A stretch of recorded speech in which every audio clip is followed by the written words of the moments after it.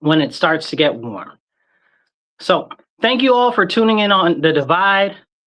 We are here in your ear. We are the #1 conservative talk show in all upstate New York and all New York. Let's make it the whole country. So please, please, please hit that like button, hit subscribe. It doesn't cost you nothing. Share it on your page, some of your friends' pages, wherever you can, so we can have the important conversations together. And if you want to be part of the conversation, drop a comment below. And if you're on the radio, make sure you tell your friends, your family, and everybody else on Mondays, 2:30 to 4 p.m. Tune into The Divide on WRFZ LP 106.3 FM, Rochester Free Radio. So let's get into it, you guys. Hit some hearts, drop some American flags in the comments. Let me know you're out there. And if you drop a comment, I'll do my best to pop it up on the screen. Thank you guys for tuning into The Divide. Man, have you been paying attention to what's been going on the world stage lately? I just was watching recently, a couple minutes ago, the president came out and he was talking about Iran and Cuba and the Democrats and a little bit of everything. You know, he was here, he was there, he was everywhere, all at one time.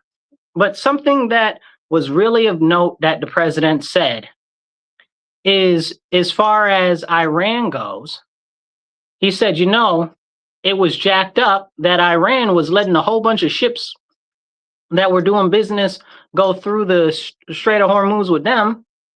But if they weren't doing business with Iran, they wouldn't let any of the ships through. And he said, that's wrong.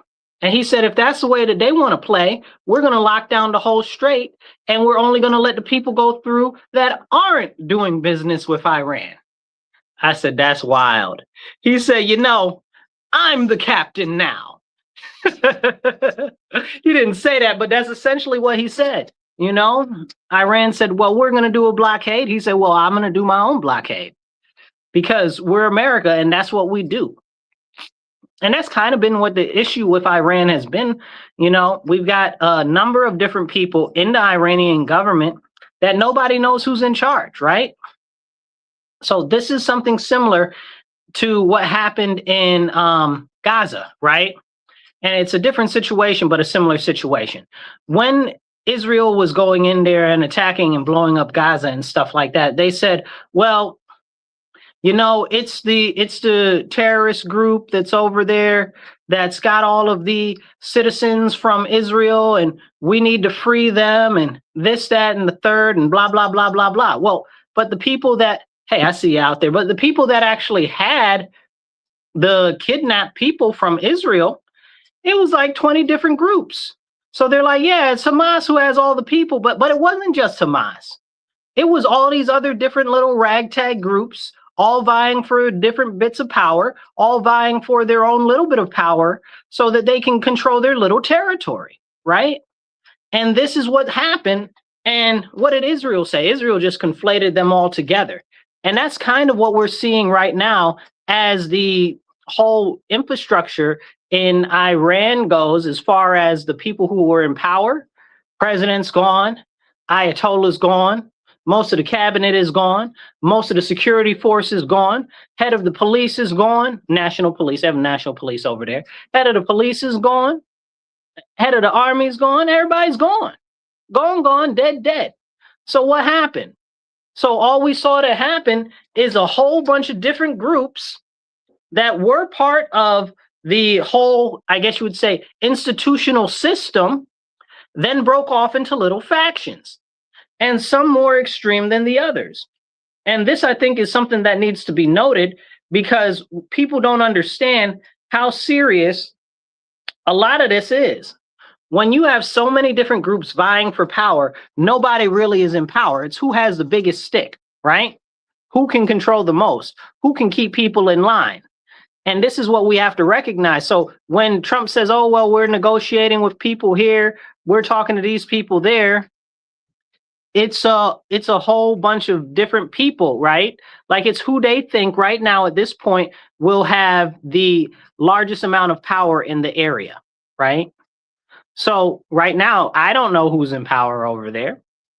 The president isn't telling us who's in power over there. And the question is do they even really know, or is it a consistent fight and turmoil every single day? We ran into the fact that the second that we were negotiating with people, we had prearranged stuff with people to take power after the government was toppled, after the big heads were taken out. But the second that we were going to do that, we had Israel go over there and blow everybody up. Well, we didn't have them. They did that on their own prerogative because, of course, why would they want the war over there to stop? It doesn't hurt them none. The weaker that they are, the better it is for Israel, right? So there's a lot of self-interest that Israel put into that situation that was actually harmful to the plan of the United States of America. And that's why we're still over there in an engagement right now. We're not over there because Trump is bad and all of this and all of that. We're over there because Israel, okay, did what it always does and serves itself. Right? Its priority is itself.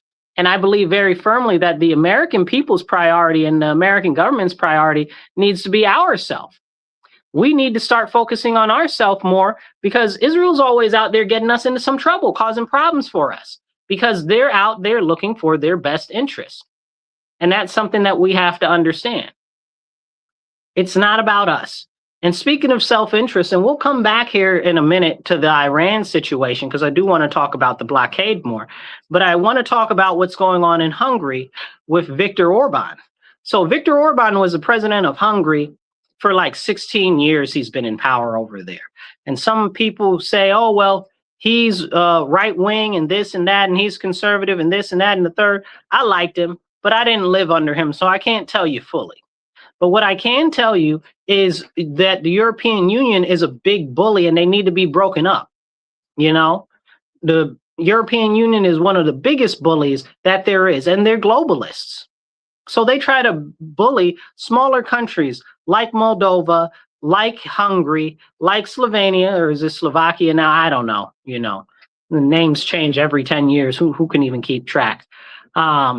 But in all of these other littler countries that kind of want to have some business dealings with Russia because Russia supplies a lot of energy for them, right? Russia has closer ties to them because it gives them the ability to have more freedom. When you're in the European Union, even though you're your own nation, you don't really have much say in what goes on. And the European Union, what's her name, Lagarde or Lagarde or whatever her face is, I can see it right in front of my face right now. Her name is slipping my head. I can't stand her though. And the other guy that's the head of the European Union, both are trash. They're both terrible. But they are out there and they'll tell you that they do whatever they want, even though your country is its own region. This is why Brexit happened and why England pulled away from them, because they felt like they were being manipulated, like they were being underserved, and like their voices as a country were not being heard. And that's a very, very, very serious situation. And I think that more than anything, we really need to have a conversation about that. And we need to talk about the breakup of the European Union, because they're nothing but globalist trash garbage. That's a whole fact, you know, and they bully the smaller countries that are in Europe to try to force them to come into the fold and then give them almost no way to get out. They did this with Hungary. So what happened with Hungary and what really ended up driving Orban out? So you've got George Soros and that other guy, I forget his name, Herner, I can't remember how to pronounce his name, but it's like a German-Austrian name. So, but anyway, you had these guys that are really ultra wealthy trying to basically overthrow the government in Hungary. They did it in Moldova. They did it in Slovenia. Is that Slovenia? I forget what it is actually called. So drop it in the comments if it's not the name of the country now, whatever it is. They've also got the situation with Moldova, and now Moldova wants to be part of that. Like they want to the president of Moldova now wants to give up the autonomy of their nation and combine with another nation. And even though it's not popular in Moldova with her countrymen, because Moldova has had historic ties to Russia, but even though it's not popular with her countrymen, she's like, yeah, we're just going to give up our whole country and become part of another country. Like, who are these crazy people that are being installed over there? And why are we not able to have a conversation about that? I think that this is very concerning, seeing the tighter grip of the European Union, which, as far as I'm concerned, and anybody with eyes can see, they are just the rebirth of the Nazi Germany. You know, this is exactly what they are. And you can say whatever you want, but look at what Germany wanted to do. What did Germany want to do? Unite Europe under one banner, right? What did the European do? Unite all of Europe under one banner. That's the same thing that the Germans wanted, right? Oh, they wanted there to be easy transition of mobility between all the nations, and you didn't have to have a specialized passport for the area or whatever. Wait, they have that in the European Union. Oh, they wanted to further integrate all of the markets and stuff together, and oh wait, that's the same thing that the Nazis wanted to do. So essentially, it's just the rebirth of the Nazi Empire come again another time, and people don't look at it like that. But if anybody were to come from there to now, as far as and see the policies outside of the ridiculous immigration stuff, they'd be like, yeah, that's about right. And that's a serious issue. And there needs to be a serious conversation about that at some point. So when we look at the United Nations and what Europe's doing in the United Nations, and when we look at what's going on in the, what do you call it, NATO, and what's going on in NATO and how the U.S. is being underserved, it's no wonder the U.S. is pissed off at NATO, right? I can't stand NATO. I never have. I don't like globalist world powers. There can only be one world power, and that's the United States of America. I don't care what you say. I don't care if you call me an imperialist. I don't care if you call me, what is the other word? What is it? Is it jingoist or whatever the case is? All of those things. I don't even care. Because the fact of the matter is there can only be one. If you guys ever saw the movie, the one with Jet Li, there can only be one, and it can only be the United States. So anybody that gets in the way of the United States, gets in the way of what's best for America or whatever, we need to shed them like a old piece of skin off our body. They need to go. And NATO is exactly what that is. And let's be honest, we have military pacts and treaties with almost all of these countries that are part of NATO. So what do we need NATO for? Putting in millions and millions and trillions of dollars into NATO, and what are we getting? You understand what I'm saying? We already have military pacts with these people. Why do we need to be paying for NATO? Think on that. Drink water, stay hydrated.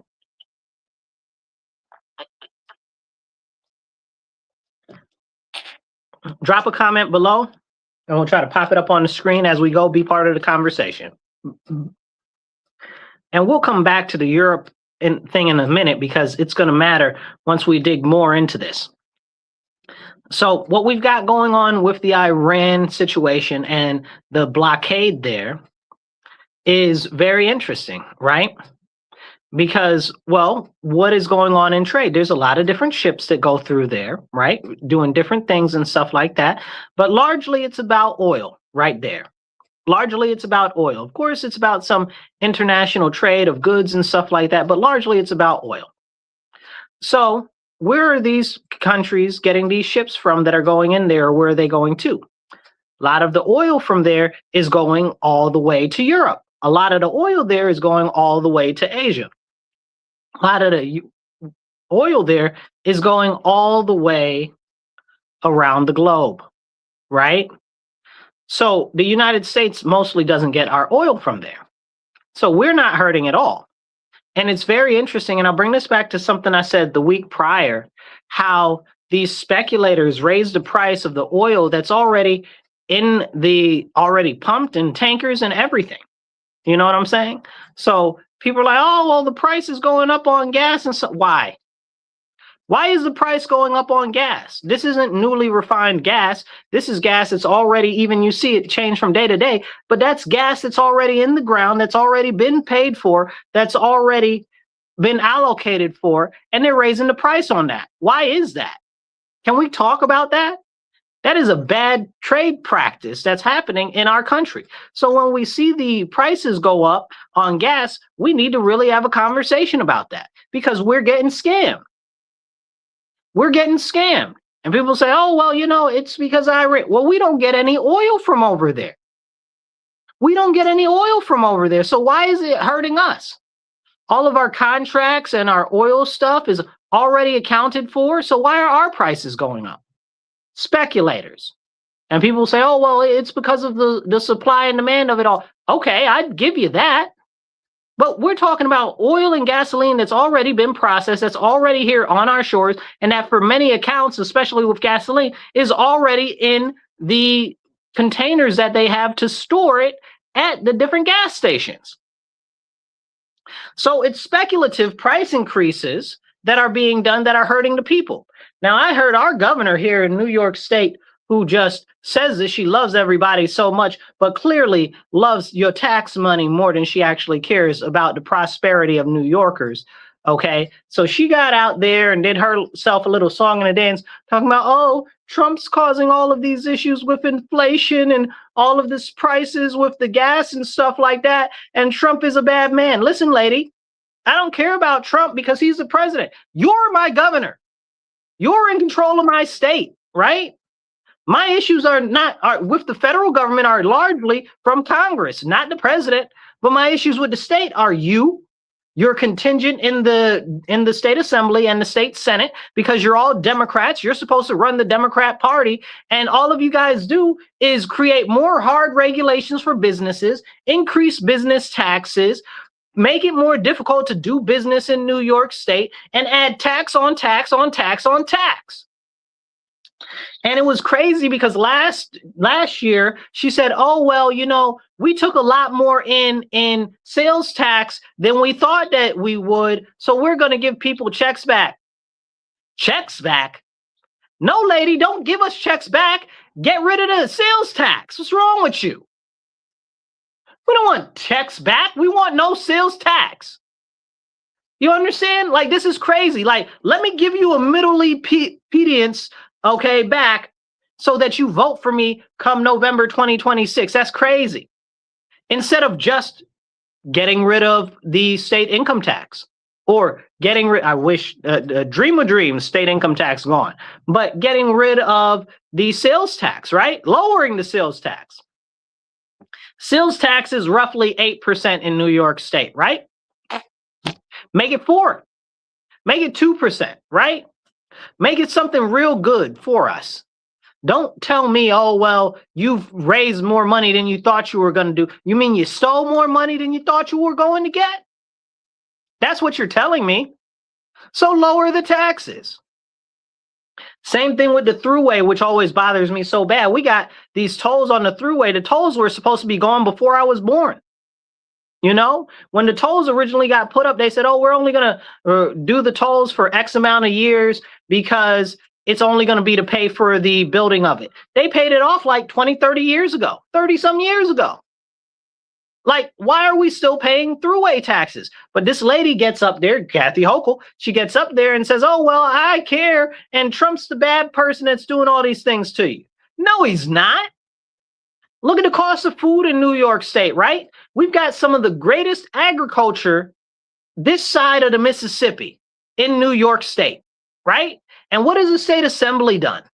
What has the state senate done? They've done everything that they can, and somebody mentioned ORES. They've done everything that they can to make it more difficult to own and operate your own farm, especially if it's a smaller scale farm. They've destroyed the beef farming industry in New York State. They've destroyed most of the agriculture in the industry in the New York State, and they're making it harder and harder every single day. They're closing up butcheries and small animal processing services. They're making it harder for them to do that. And that increases the price of meat, food, and meat, agriculture, and dairy. But can we have that conversation? Like, I feel like, you know, hey, it's just me talking and thinking out loud. But if you really cared, maybe you would relieve some of the burden on the agricultural industry if you got the audacity to talk about the price of food and goods. Just me. Just me thinking out loud. Because, I mean, that might just be too much like right. That might just be too much like right. And this is a serious, serious issue. So when we have this conversation, we have to understand that the majority of our problems are not from the president. They're from the state that we live in. You look at the Virginia, right? Right now, the Virginians got taken over by the Democrats in the last election in November. And now they're suffering from all types of new, crazy, and fantastical taxes that are automatic, that are all of a sudden coming out, right? So why is that happening? What is up with all these new taxes that they have now? This is a problem. This is a serious, serious problem. Now they're like, oh, woe is us for voting for these Democrats. The Democrats are taxing us too much. So this is a problem. And how come we can't have that conversation? That policies matter, that the policies that these people put into place and people don't understand what they do, but they sound good. That's what's causing us all the suffering, and that's part of the biggest issue. Now, somebody said that I need to go back to civics class because I don't know what I'm talking about. It's late stage capitalism. You have no clue what you're talking about. You're spitting talking points, but it really sounds good. It really sounds good what you're saying. Oh, well, this is the problem. That is the problem. Anything not to hold the people in political office that you associate with your personal beliefs accountable. You won't hold them accountable. I live in a Democrat city, in a Democrat county, in a Democrat state. There aren't any Republicans that could do anything if they wanted to. For almost 35 years, the Democrats have had a supermajority in the assembly, right? I think it's 30, 28, something like that. They've been the majority in the Senate for like the last 10, 15 years. So you explain to me where anybody else has anything to do, right? The Democrats are such heroes. Who is stopping them from doing actual good? It's clearly not this Albany. It's clearly not locally, because for 60 years, 57 years in my city, Rochester, it's been run by Democrats completely, not one Republican elected to office. So explain to me, like I'm 5 years old, make it real simple, how you can blame it on other parties or on capitalism when you out here carrying water for the Democrats. Maybe at some point, instead of saying, oh, well, it's the party, it's these parties, those parties, maybe the people that are in the power in the area, especially when they've been there for decades, should be held accountable, because perish the thought that we talk about accountability. Nonsense. Late stage capitalism, my black hindquarters. You understand what I'm saying? And when people say stuff like this, it gets frustrating, right? Because why does it get frustrating? Because these are the same people say, oh, well, we need socialism or we need communism or whatever. You mean that you want more government control. That's what you're saying. You're saying that the government is the solution to the problems that the government has created. Can you make that make sense? See, and this is the problem with all of these stooges out here running amok, talking about communism and socialism are the solutions. No, both of those are the same thing, which we've talked about at length before, but both of those empower the government more and more and more. The government is and always has been the problem. We were warned upon the foundations of our nation that we shouldn't let the government get too much power. That's why we have the Bill of Rights, but we still let the government go run and do whatever it wants and just erase the Bill of Rights whenever it wants to. Look at the Second Amendment in New York State, right? How many in the last, let's just call it 5 years, how many cases have gone to the federal Supreme Court, the United States Supreme Court, SCOTUS, have gone there and they were like, listen, these laws are illegal. What you're doing to the Second Amendment, it's wrong. They just they threw out the open carry denial in California, right? So they said open carry is part of your constitutional Second Amendment. So that just got thrown out. So you think that they're going to allow constitutional carry in New York State or California now because of that? No, because these people in the state government, largely in New York and California, since those are the examples I'm using, especially in the Second Amendment, because that it's usually these Democrat states that are stripping away the Second Amendment. But they're like, we're not going to do it, even though the Supreme Court of the United States of America said so. We do what we want. We don't care about the federal constitution, you know, and that's crazy because our governor, Kathy Hochul in New York State, has said that she doesn't care about the Constitution. She does what she wants. And that's wild to me. That's wild. Hit the like button, hit the heart button. It don't cost you nothing, and hit the share button. If you are not subscribed or following now, hit the follow button, hit the subscribe button real quick. You guys are listening to The Divide with Marcus C. Williams. We are here in your ear on WRFZ 106.3, WRFZ LP, Rochester Free Radio. Thank you all for tuning in. Let's get right back into it. If you want to support the station, you can go to Patreon and go to Rochester Free Radio, and you can donate to the station directly. It's got we're working on raising $6,000 for the station because we're supported by viewers like you. If you want to support the show directly and you're online, check out either side of the screen right there or down below, depending on which format you're looking at us in. Let's jump back into this. Okay, so yeah, now we're talking about accountability, and we're talking about policy, and we're talking about who needs to be held accountable for the terrible policies that are being implemented. Drink water, stay hydrated. So as we were talking about the Second Amendment things that keep getting overturned by the federal Supreme Court, and how the Californian government and how the New York State government are like, we do what we want. We don't care about what you're talking about. That's a problem. And that should show you right there why government is the problem.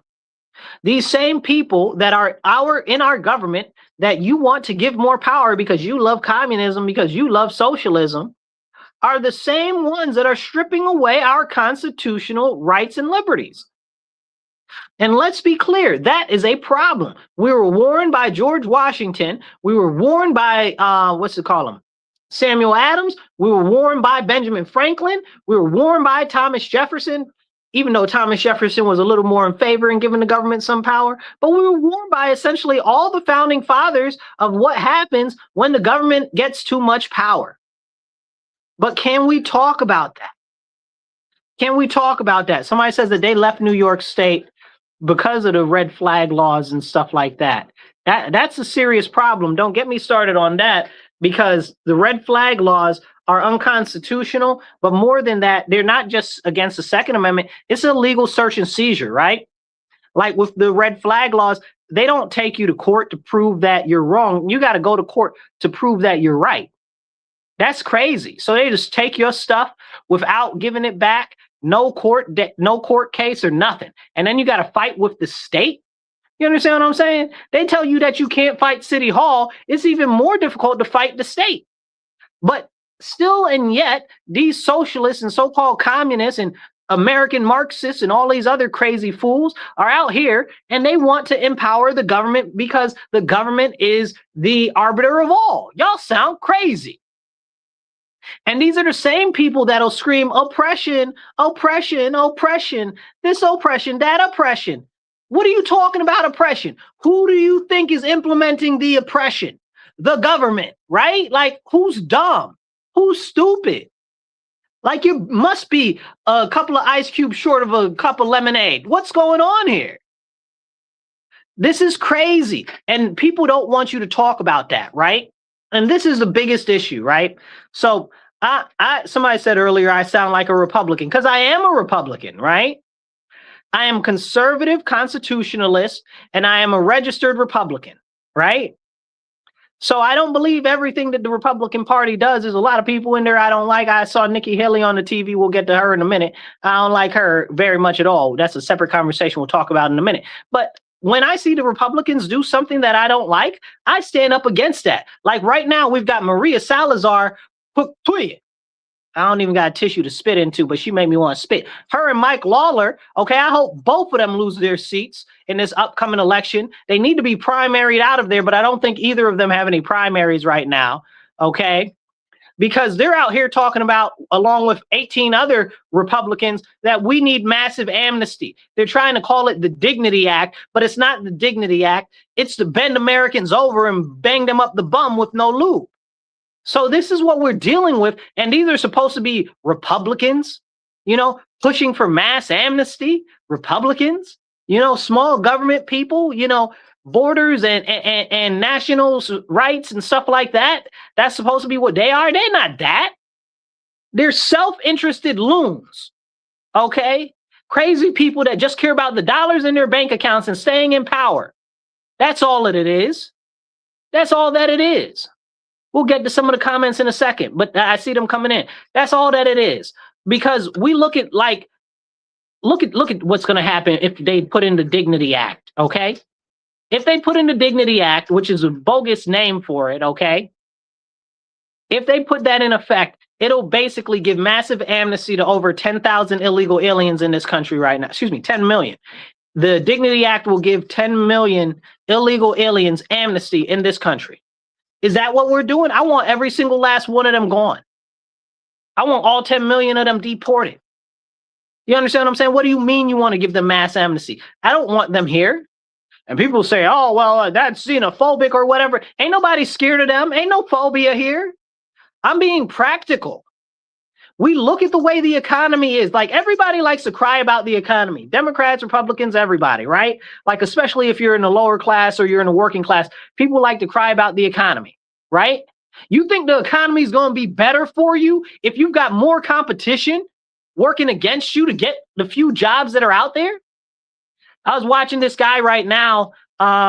He was talking about, he says, I got a master's degree and I've applied for over 300 positions and I've only gotten 7 calls back.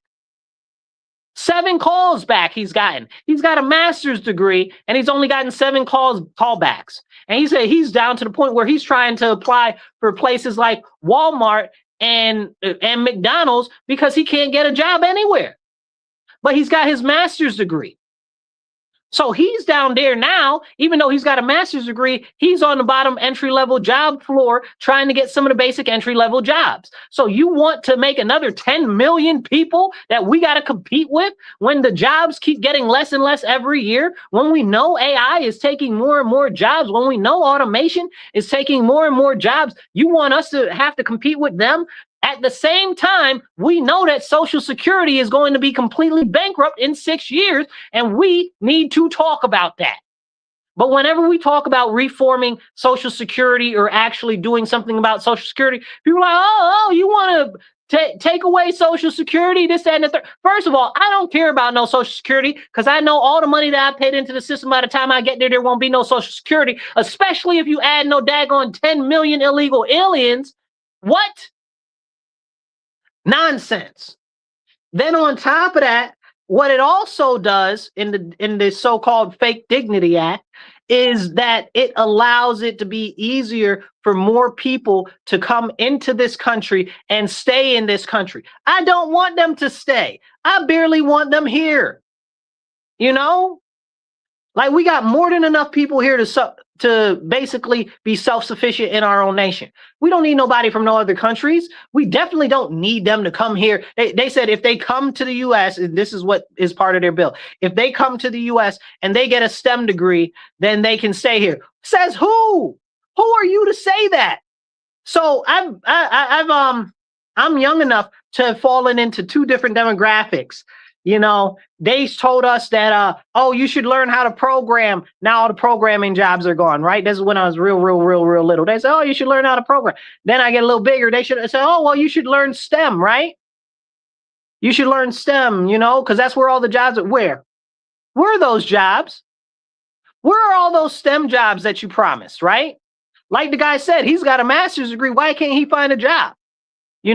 He said 300 people he put out applications to, and he only got a call back from 7. And you're talking about, oh, we should be this. And then you're talking about these foreigners can come here, get a degree, and they can stay here. What? Again, you're creating more competition for our own Americans. Why would you do that? Why would you bust your own people upside their head when they're struggling just to make ends meet right now? So this is very serious. Somebody said, I'm going to die before I can pull from Social Security. But this is the problem.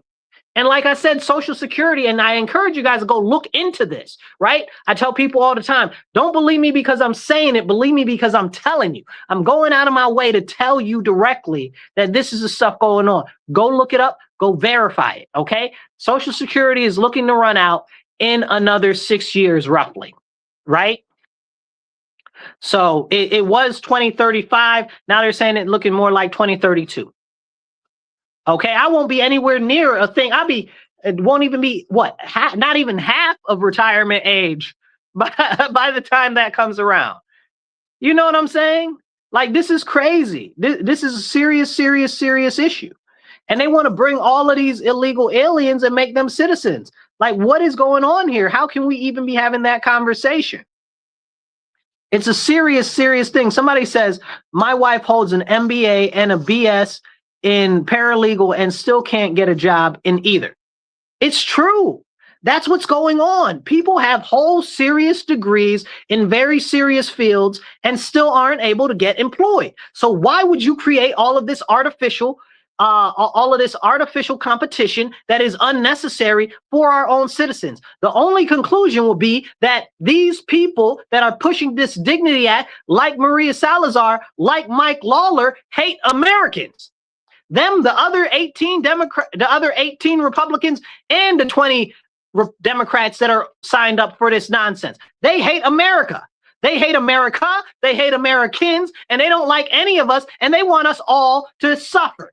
They want to put these people into our country so that they can keep us down. That's what it is. You want to talk about oppression? You want to talk about the government oppressing people? This is government oppression. This is what it looks like. The Dignity Act is nothing more than oppression by the politics people against the American citizens because they are favoring foreigners over our own people. Let's hit some of these other comments here. We got a ton of them rolling in. Hit the like button, drop some hearts, or even some American flags in the comments. Okay, hit the subscribe button and hit the follow so we can get this message out to more people. Somebody said the Democrats wrote Social Security back then when it was 1% of the people live past 65. And yep, that's true. That's what happened with Social Security. They never expected that many people to actually pull from it. And we have to be honest about Social Security. Social Security is a Ponzi scheme. It's a Ponzi scheme and a pyramid scheme at the same time. The pyramid only works if there are more people on the bottom than there are on the top. The Ponzi scheme only works if there is more money that keeps coming into the fund. But the Democrats decided under Obama to raid the Social Security Trust, so then we couldn't even do that anymore. Do you think they ever put the money back in the Social Security Trust? Absolutely not. Drink water, stay hydrated.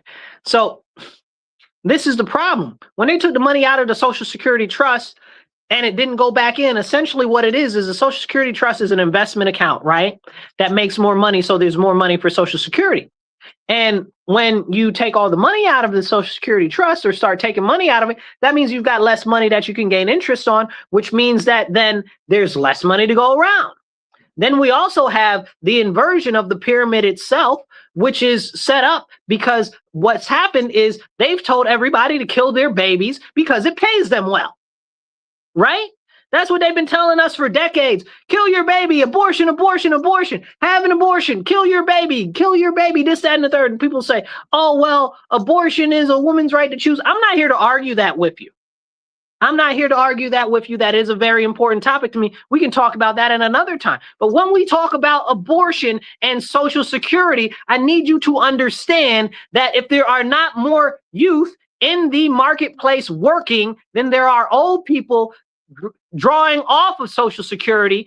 It is not a stable hierarchy. And then therefore there is not enough money being put into it, which means that it is going to collapse. And that is the point where we are now. You'll hear them say, oh, well, you know, we're not having enough babies. We're not having enough babies. Well, what do you mean we're not having enough babies?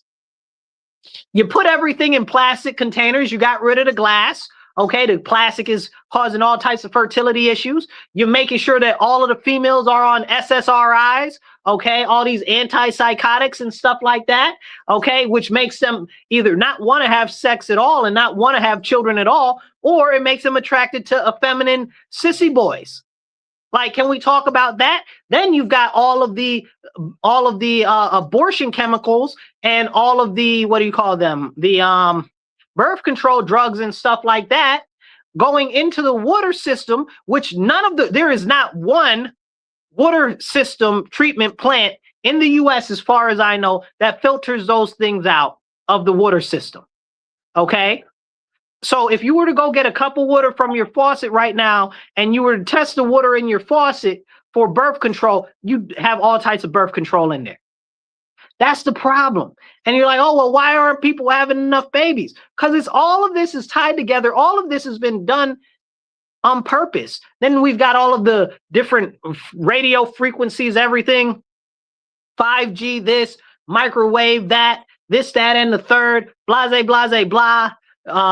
Multi-fabric, multi-threaded fabric, polyester, and this and that and the third, and blah, blah, blah, blah. Because, you know, cotton just wasn't good enough for the United States. We had to find a way to make things out of oil and plastic, which oil makes plastic, if you didn't know. Everything, all these crazy haters hating on oil must hate plastic when 98% of everything in the world is made out of plastic right now. But we can't have that conversation.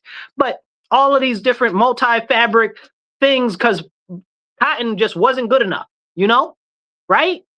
So, and then that causes issues with the ability to have children and stuff like that, and fertility. Then don't even talk about all of this stuff with the pesticides and stuff that they spray on the food. Can we have that conversation? No, they don't want you to. Which I'll chime this in. The EPA just said the other day that they're going to be looking into a lot of these chemicals and birth control things that are going in the water and how it's not being treated and not coming out of the water. And they said a couple of other things too, but we talked about that last episode. But yeah, so they're going to be working on that. I don't know if anything will ever happen or materialize off of that, but they're talking about doing something about it. So that's something, at least they're talking about it. I don't know if it's going to actually do anything, but that's a really, really important conversation. Somebody says, do you know that the Republicans have been stealing from Social Security? Where? What? How? Explain it to me like I'm 5.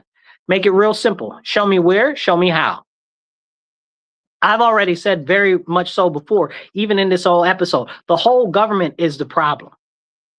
You're telling me something with an absence of evidence, okay? And I'm talking about stuff that I can show you actually in policy. So I have no clue what you're talking about. But these type of people do this type of stuff all the time. They want you to justify everything you're saying and prove everything that you're saying. There's a special word for that. It's called sea lioning. That's what it's called, sea lioning. Go look it up. You know, it's crazy that there's an actual word for that. And sea lioning is when you're making statements or you're making your case and people are like, oh, well, where's your evidence? Oh, well, you've got to prove this. You've got to prove that. And no matter how much information you give them, no matter how much you say, they try to say, oh, well, you got to prove yourself more. That's what these people are, sea lions. Okay, that's what this dude is over here. Might be a lady. I think it's a man, though. But who knows these days, you know? Anyway, so we got a whole bunch of stuff going back to this whole situation with the Social Security and it being about to be up.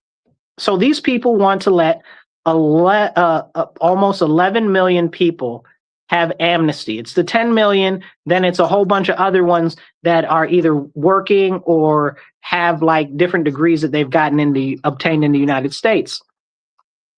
And this is a serious issue. We just aren't able to absorb that many people. We're not able to provide for the people that we have right now. Speaking of Social Security, I want to talk about the other social services. We look at SNAP. We look at other things like housing vouchers and what do you call it, HUD and stuff like that. You know, Section 8. We don't have enough for our own citizens, our own people. And people are still out there struggling with homelessness, foodlessness, and all of these things that we see every single day around us. And those aren't being addressed for our citizens, but you want to bring more competition to spread us even thinner. And we've seen it with all of these illegal aliens over here, especially in New York State. I don't know where you're from or where you're watching or listening from, but if you don't live in New York State or one of the states that gave all of these illegal aliens all this money, I don't know what to tell you. But just don't tell me that they're not getting money from the government, because they are.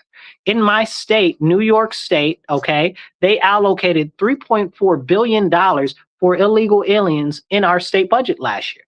That's just one set of funding, and that was specifically for them. It wasn't for new Americans. It wasn't for people that were coming over with visas. It was specifically for illegal aliens, not for the American people. And that's crazy, because that doesn't even include the other billions of dollars that they gave to New York City to shore up the housing and stuff for the illegal aliens. And it doesn't include anything in relation to the SNAP or the school programs and all of that they're giving for these illegal aliens, like the new pre-K and daycare that they're doing in New York City. That's for all these illegal aliens. Like, what do you mean? Why are we paying for them? Let their own country pay for them. Send them all back, drop them all out of plane, get them a parachute, and let the people go where they may. You know, like, this is serious. Like, we need to be looking out for our own. And a lot of people are like, oh, well, that's not happening. And just the other day, excuse me, I got to spit because it made me so disgusting.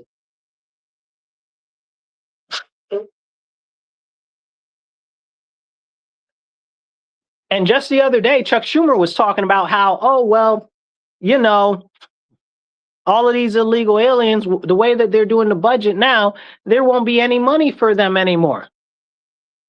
What did you just say, Chucky? There won't be any more money for the illegal aliens? I thought you told me that you weren't giving any money to the illegal aliens. What are you talking about? I can't stand that man, okay?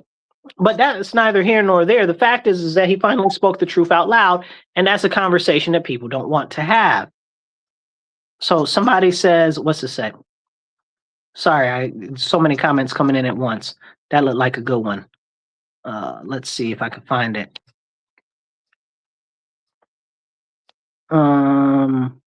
Somebody said your Republican dad voted to give them amnesty.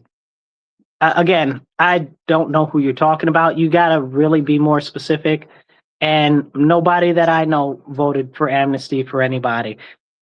So if we're talking about what's happened previously, this, that, and the third, when it goes back in history, I'm not talking about historically. I'm talking about what's going on right now and the issues that it's causing and the issues that it will indelibly leave on our nation. So that's what I'm talking about. So if you're talking about something, we're talking about the immediate present, and we're talking about what's coming forward in the future. Somebody said, give them a parachute. You know, somebody told me the other day we should just not even give them a parachute. I was like, that's cold-blooded. Oh, somebody's talking about George Bush, I guess the Bushes. And does that say Washington? You know, you got to be clearer with your comments, because I get so many comments. I'm just going to have to overlook it. Somebody said Obama.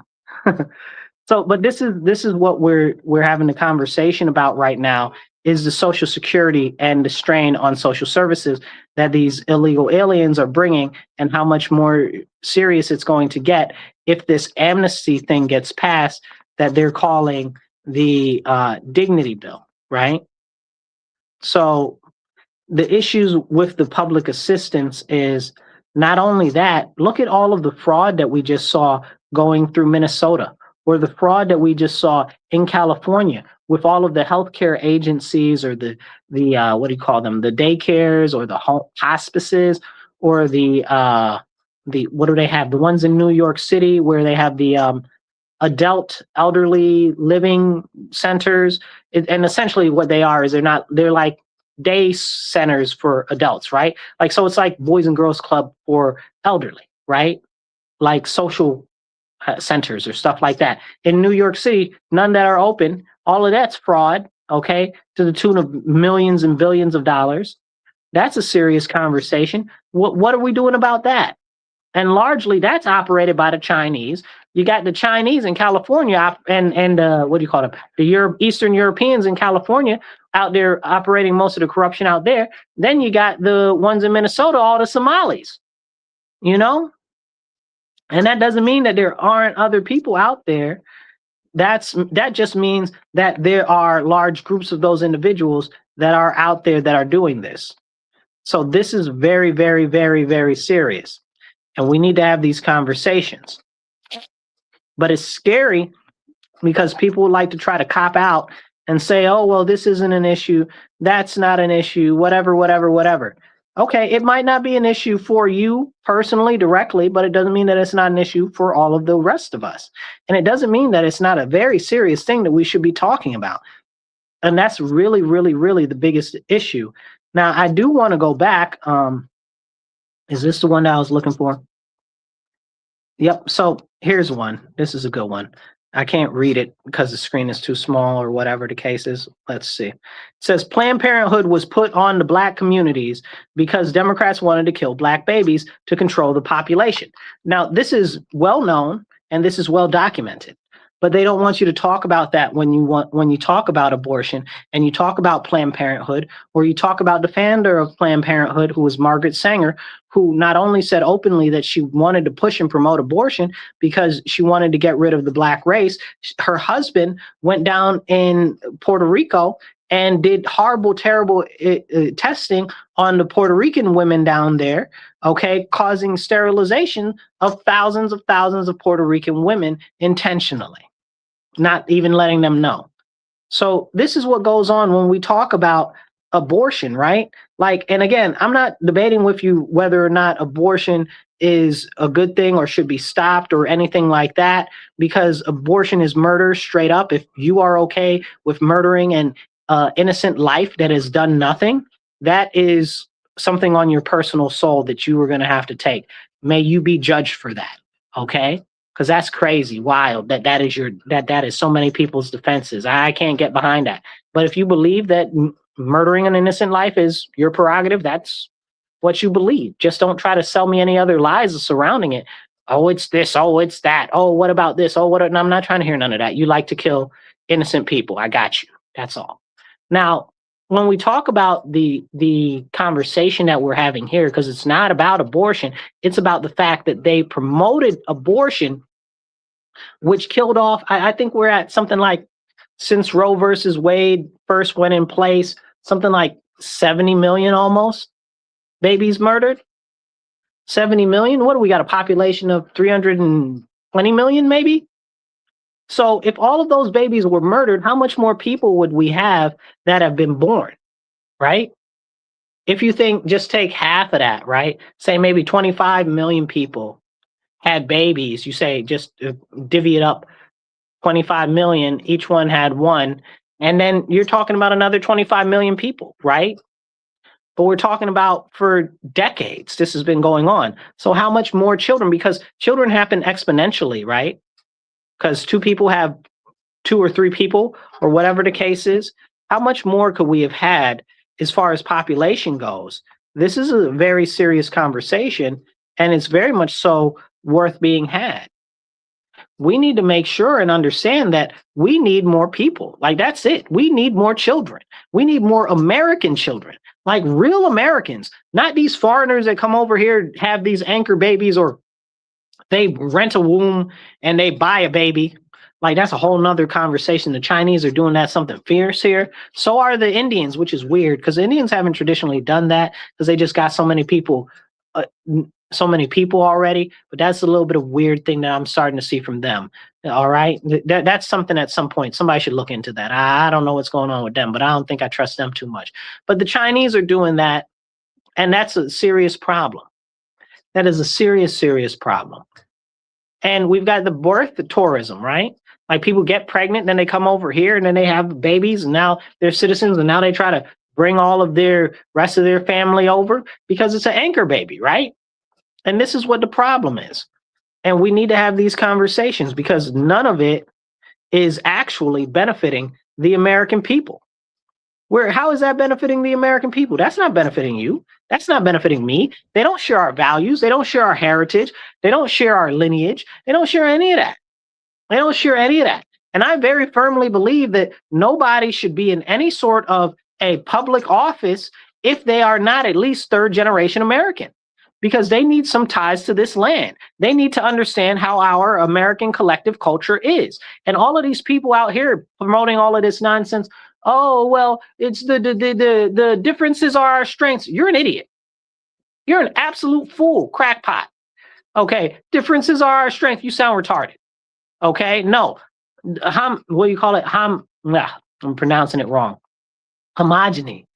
Homogeneous. There's another word that's similar to that I'm looking for. It's not coming out of my head right now. But homogeneity, that's close enough. You know, that's what we need. We need people that more so share the same type of culture, share the same sort of thoughts and stuff like that. We need more of that. One collective culture for our nation. That's what we need. That's good. That's important. That's how the Chinese became so strong after the whole division and sick man of Asia nonsense that they had going on over there. It's also how they united Japan, Japan became united. You know what I'm saying? It's also how all these other countries and stuff like that built empires and stuff like that became united. Look at the different smaller states that used to be part of England. You know, all of them, even though they're very diverse, they very much so share a similar culture, even though now that's all being erased because they're importing all of these people from the sand countries and from Africa. It's crazy. And that's a serious issue now. But we need to have these important conversations because, you know, it's really, really problematic because people don't want to have those conversations because they feel like, oh, well, if I say something, somebody will judge me, or you don't have any place to make a judgment on it. Who are you to tell me what I should and shouldn't do? Right? Isn't that what you're telling me?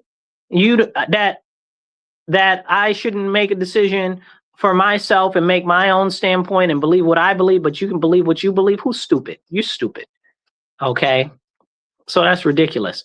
Somebody said something about 40 acres and a mule. I guess I missed wherever that part of the conversation is coming from. But that should be another part of the conversation. And we'll get back to some of these other conversations in a second. But that 40 acres and a mule, you guys, hit the like button, hit the share button. It don't cost you nothing. Hit subscribe and hit follow. Okay. But here's the deal with that. The 40 acres and a mule came from General Tecumseh Sherman. That was put out. I want to say it was General Order number 2. Don't quote me on the order number, but go look that up. That was during the March to the Sea, okay, where they gave all of the former enslaved peoples, they were giving them land and territory that was taken over from the South when the war was going on. So then they had, was it Andrew Johnson or Andrew Jackson? I always mix those two up because they're so close together. I believe it was Andrew Johnson, okay, who did the Reconstruction. And again, Democrats, they got rid of the 40 acres and a mule thing. That was a real thing, you guys. There really were reparations that went out from the Republicans. That's why when we have this conversation in relation to reparations, I always tell the Republicans, we need to be on top of this. We need to be owning this conversation because it's something that we promised. It was something that we implemented, and it was something that the Democrats took away. You know? And there is nobody in this country more American than Black Americans. And you'll say, well, Marcus, what about these people, those people? No. Let me explain. There's nobody more American than Black Americans, simply put, because we don't have any other land. Black Americans only have America. We don't have any ties to Africa or lineage in Africa. You can't tell us that we're from any part of Africa, even though people say, oh, well, you should take a DNA test and shut up. Don't be stupid. Everybody's from Africa at the end of the day. Isn't that what they say? So even the Scottish, you should tell them they're from Africa. Go back to Africa, right? But anyway, again, Black Americans, we only have this land. You know, they say, oh, well, Black Americans built this land. That is very true. In the first manner and in the second manner, especially after the Reconstruction, when Blacks went to the Northeast and around where what we now have is the Rust Belt, but used to be the Industrial Belt, okay, and did all the jobs and built all of the buildings and stuff like that. Okay, so that is true. But there's no more integrated than Black Americans. And what do they try to do to Black Americans? And this is the important part, so hold tight, don't drop off. The important part is look at how they do Black Americans. All we know is this land. All we have is this land. And what do? Consistently try to beat us down and try to erase us, right? They try to erase our lineage. They try to erase our heritage. They try to erase the richness of endeavors and innovation and things that we have done in this nation to tell us that we are not just disadvantaged, but we are oppressed. And that's what they tell us. You know, so when you look and you say, oh, well, that's what they're saying to Black Americans, well, it's no wonder why they beat up on the white Americans the way that they do too, right? Because if Black Americans only have America, and now the white Americans are not WASPs anymore, it's not white Anglo-Saxon Protestants, okay?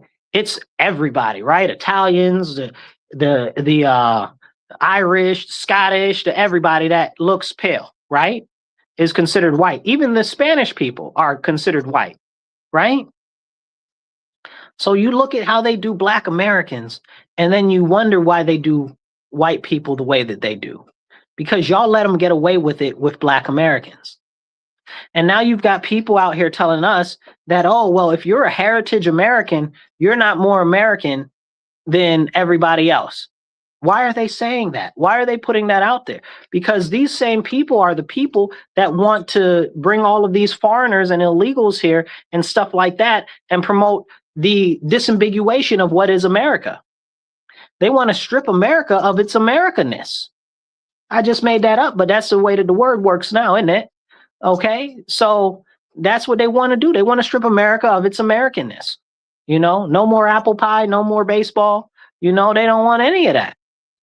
Which we could talk about apple pie or baseball and how baseball has been going away for some time, or how the Bible is integral to the United States of America and how they're trying to do everything to take that out of everything. And they're trying to make it so that you don't actually preach the gospel or anything like that. Again, all of this stuff is roots that are buried deep within the foundation of our nation that they're continuing to try to erase and chop up and destroy because they hate America. These people hate America. They only care about themselves. They only care about power, and they only care about self-righteousness. Okay? And it's the lot of them, right? So it's not just the people, the crazy socialists out on the street or the communists or the left. It's also a large number of an amount of the people that are in politics, period. That are in politics, period. Because they don't care about the American people. They care about themselves. They care about their own bank accounts. They care about their own families and stuff like that. Hit the like button, hit the share button. It don't cost you nothing, and it helps the algorithm. Drop a comment, hit share, and hit subscribe, okay?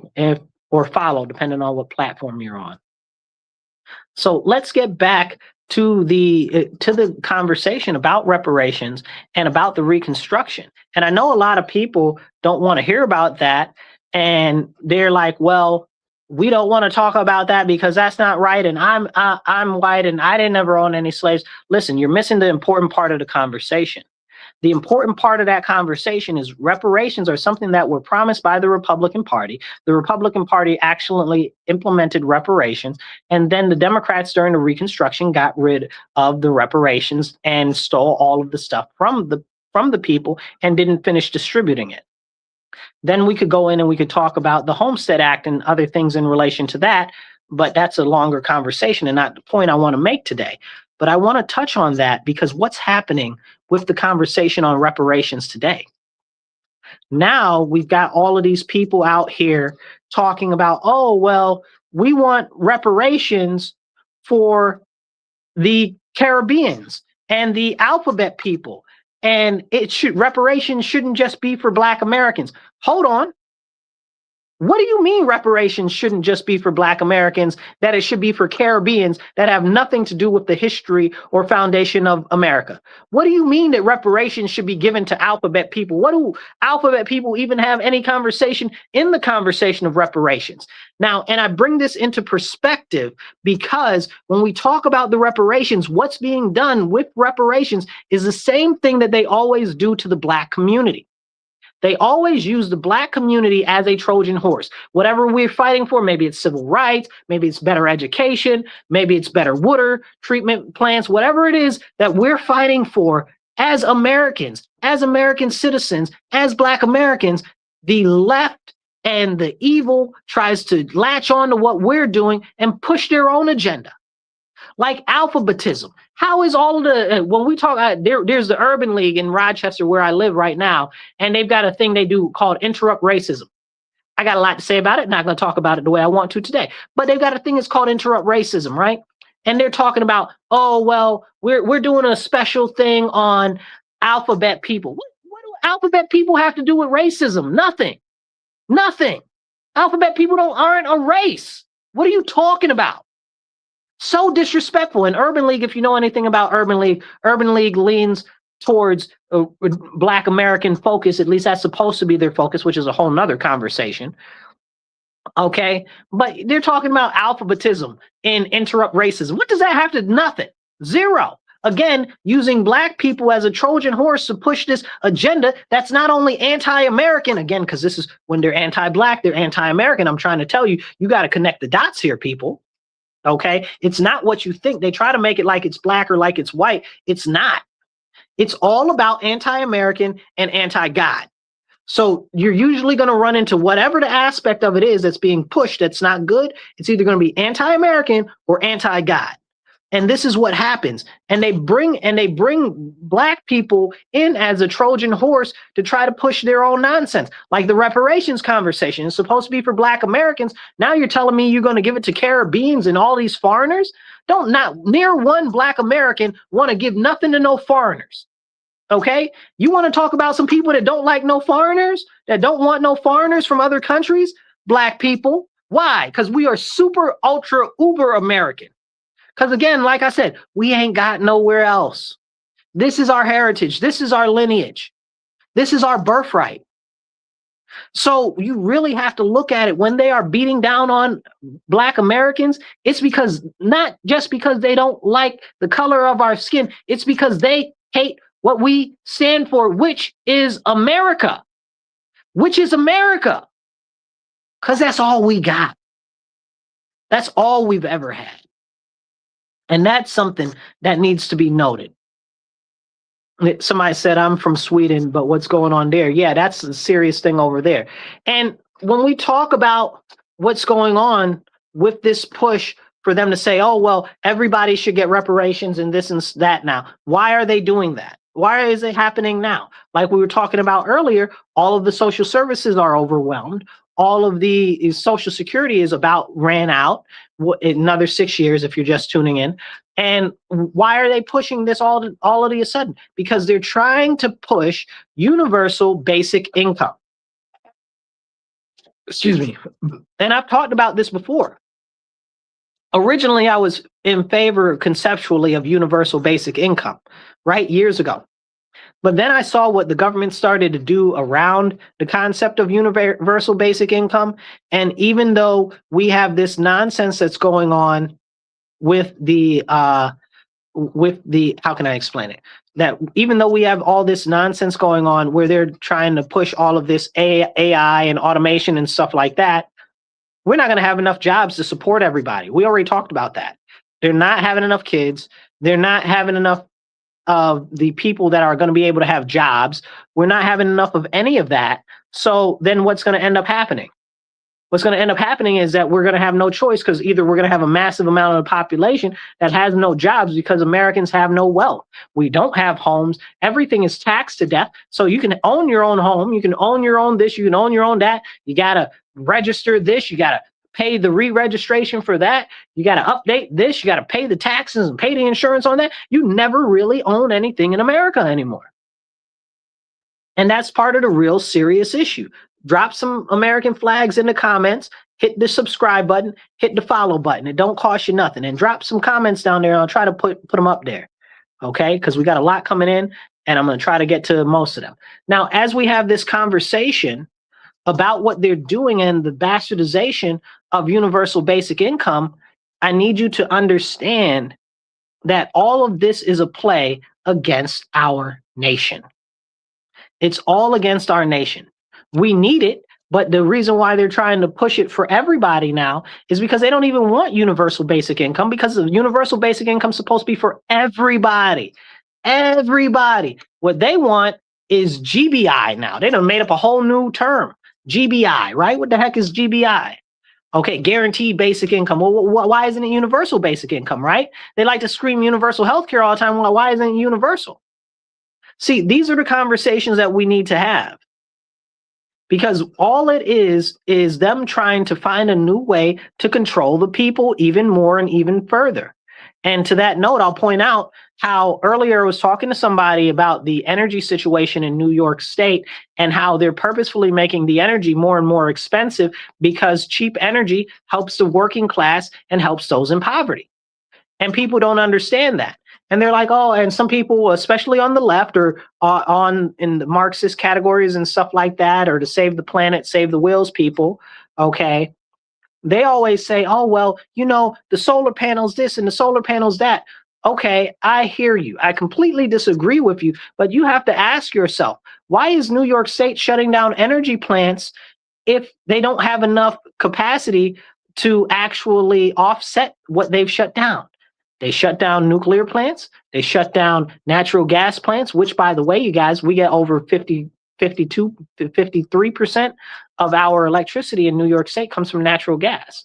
And we have an abundance of natural gas in New York State, but they're shutting down natural gas plants, and they've forced all of the permits for natural gas drilling in New York State are essentially stopped completely. So can we have that conversation? Why are they doing that? It's about power and control. And it's because they hate you. They hate America. They hate Americans. They hate our way of life. They hate that we have a little bit of independence, that we have a little bit of freedom. What did Mandani say? He wants to get rid of the rugged individualism. They're telling you exactly what they want to do. They hate you. You got to wake up. I can only tell you what they're saying in their own words. Because they're what they said, when somebody tells you who they are or shows you who they are, really believe them the first time. So it's crazy, which is also the reason why I don't watch Hulu, because if you guys know Hulu, originally the first commercials that came out for Hulu said it was an evil alien plot to destroy the world. And they said, well, what are you going to do? It's not like you're going to turn off your phone and your computer. I said, wow. I said, I'm never watching Hulu. And this was years ago when Alec Baldwin used to do the commercials and stuff for them. And they did it for the Super Bowl and stuff. I was like, I can never watch them. Why? Because they've already told me exactly what they're about. Right? Like they're telling you it's an evil alien plot to destroy the world. And then people are like, oh, well, that's over the top. They don't really mean it. It's a joke. It's a this, it's a that. How do I know that they don't mean it? They just said it on the TV, and you might think that it's a joke. They didn't say it as a joke. There wasn't any subtitle underneath the thing that says, this is a joke. It's a fictition. They said it like it was a truth. They might have made it a little, like a little more animated as far as boisterous, a little bit of hyperbole in there, but they said that. Why am I not going to believe them when they say it? Because now they say, oh, well, our programming kind of softens your brain and it distracts you from everyday life and stuff like that.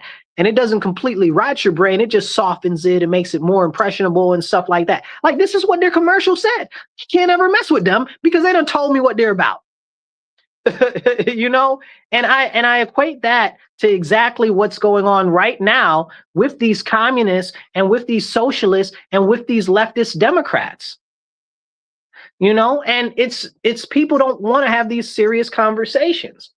Now, you explain to me how Republicans started with the reparations, the Democrats got rid of reparations, and now Republicans are letting Democrats run the conversation in relation to reparations and don't even want to have part of the conversation. Make it make sense? I don't know. These people out here scary. They so scary, they scared of their own shadow. They won't do nothing. That's why right now we need the SAVE Act passed, and they're not doing that. And we wouldn't even need the SAVE Act passed if they'd actually enforce the Constitution. Perish the thought that we actually have elected officials that stand up for the Constitution. Ridiculous nonsense. But are they passing it? Where's the SAVE? Why isn't the SAVE Act passed yet? What's going on? We already know that all the Democrats hate Americans. We've already established that. So where are all the Republicans? This is the problem. Weak Republicans, and then we've got the other people, the elite establishment Republicans and stuff like that. And the, what do you call them? the technopathocracy, which is a good term. I don't know if that's a real word. I might have coined that term. I'm probably the first person to really coin the term technopathocracy. Technocracy is the people where if there's one group in power, the group that's in power are supposed to be the proverbial experts of everything. And a pathocracy is where you get all these crazy people that only think about themselves and are essentially psychopaths that are running the government. So that's where we are. We've got a technopathocracy. Okay, that's what's going on right now in our country. And it's a serious problem because at the top of the pyramid, like I say all the time, it is both sides. It just so happens down at the lower end, we've got a lot of the Republican philosophies that are still essentially the original Republican and conservative philosophies going around, and people believe in them still. But at the higher level, man, please. Listen, we had Nikki Haley get on the TV the other day talking about, oh, yeah, she was just on CNN yesterday. Oh, yeah, you should vote for J.D. Vance in 2028. Shit, I'm not voting for no J.D. Vance. I ain't never liked J.D. Vance. Okay, you crazy. He's a technocrat. And again, this goes into this what do I call it? Technopathology, technopathocracy, excuse me. That's what we've got. That's the type of government we got. These people that claim that they're the experts, but they're not really experts. They're experts in F all, you know, and that claim that they know so much better than you. And because they know so much better than you, they should run everything and they should do everything. I don't mess with that. Okay. J.D. Vance, Vic Ramaswamy, they're all in it together. They're all tied to all of these companies in Silicon Valley. And we know how Silicon Valley hates the everyday Americans. Mark Zuckerberg, the rest of them, the George Soros is, the, what do you call the guys? What's his name? The Democrat, I'm missing his name. Anyway, it's like 4 or 5 different Democrats that are also in bed with all these people. Newsom, there we go. Thank you. Yep, Newsom. Newsom and a ton of other ones that are Democrats and stuff like that. And even the people outside, like the PayPal mafia, and we talk about them all the time. And I talk about them because I'm trying to warn you, you got to wake up. Okay. We got the PayPal mafia. All of them are South African, right? Then they bring over 180 South Africans. What is it? Okay, but you're telling me that the South Africans are getting beat, battered, and killed, and only 180 or almost, not even, come over here? Who are you really bringing over here? What was that really about? We need to have a conversation. It reminds me of Operation Paperclip when they brought all of the Nazis and the Nazi scientists over from Germany after World War II. You look into that if you're not familiar with that. It's the same thing as the same situation with South Africa. If you don't know, they're Nazis, okay? Look into the National Party of South Africa and you'll understand more. Really dig into that, okay? And dig into their ties with the Nazis. But yeah, see, this is a serious issue. We need to. Somebody said Project Paperclip, Operation Paperclip, but Project Paperclip. You'll find it all the same. Is exactly what this is. This is like a new version of that, and we need to protect our country. You know, and people are like, oh well, you don't like foreigners or whatever. I don't care what you say I don't like or do like. I tell you who I do like. I like Americans. I like America. I love my country. I love my people. Okay, and I could give a flying monkey's uncle about anybody else out there in another country. Okay, if Zimbabwe disappeared into the bottom of the ocean tomorrow, I wouldn't even know. Yes, I know that Zimbabwe is on land and it's probably can't fall into the ocean, but you get what I'm saying. You understand?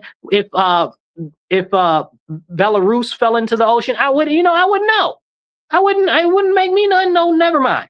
I care about Americans. I care about American citizens. And anybody that comes over here to America needs to be in love with America, its culture, our people, our way of life. And they're not. All of these people that are coming over here now, we've got all of these people want to remake our country into their image. They want to live like they're in their country over here. We don't want that. And if you like that so much, go back to your country. Go back there. We don't want it. I do like Chip Roy too. Chip Roy's good. Okay. But we don't want that here. Take that nonsense back to your country. Now, to bring this all full circle before we get out of here for the day, and I hit the like button, hit the subscribe button. It don't cost you nothing. Drop some comments and some thumbs up. That helps a lot. But as we were talking about Iran in the beginning and the blockade that Trump is now doing because he's the captain now, I just find that too funny, you know. But He's doing a blockade of Iran right now because Iran was blockading the Strait. So he said, well, you're going to do a blockade? I'm going to do a blockade. So this benefits the United States because we're doing so much drilling for oil and gas in the United States right now. Now we're selling it to the worldwide. We're becoming a worldwide supplier. Before this happened, we were one of the largest suppliers of oil and natural gas in the world. Now we are the largest supplier of oil and natural gas. And if we actually invest more into oil refineries in this nation, they just authorized one to be built, I think like the first one in 50 years or something like that, down in Texas, okay? If we authorize more refineries, then we can lower the price of gasoline and oil and propane and butane and all these other products that we need here, even plastics, right? Because all of that has to get processed. In New York State, I always complained to Kathy, she talks such a big game, the governor. If she really cared, she'd push to restart a refinery here. We'd probably have to rebuild it because all of the refineries are torn down. I think the last refinery we had open in New York State was like in the 80s. So we need new oil refineries. We need all of our stuff here in the US. So this blockade just shows us how important it is to actually manage our own stuff here at home first and focus on our own stuff here at home first. Some of these oil and natural gas companies are about to make a beautiful buck, okay? But the American people, not so much, because we don't have enough natural gas capacity or oil capacity or refinement capacity in the US. We also have the Jones Act, which prevents us from having ships that are from foreign flag to deliver stuff at other ports that are in America. So if that's the case, we need to build more ships. Why aren't we building more ships? What's going on with that? That's a good job. People can do those jobs. You know, there used to be shipbuilders and stuff like that. Why don't we put a push for that instead of for STEM and all of this other nonsense and the programming and stuff, which clearly isn't here, which I'm sure at some point ship automation will get, building will get automated, but we should be doing that. We need it. The transport of goods and stuff like that, because that's not only locally and inside our nation, that's also domestically, I should say, that's also international stuff that we should be doing.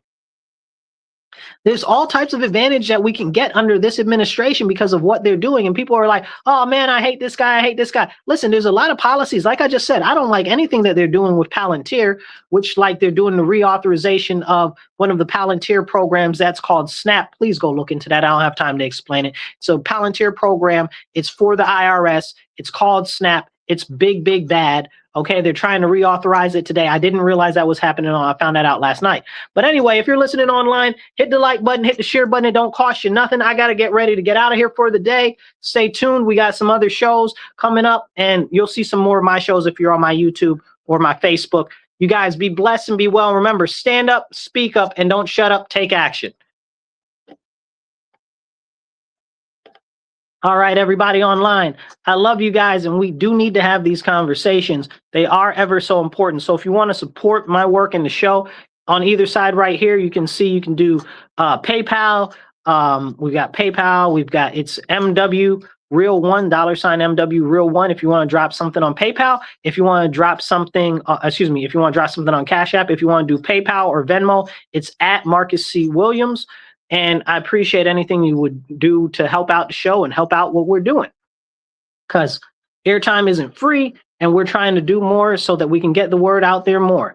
We will be doing some more episodes. The Elephant in the Room, my other show, where we do the interviews and we really dig in deeper into stuff that's going on, is coming back soon. It'll be back the week after next, so stay tuned for that. And I'll catch up with you guys soon. Be blessed and be well.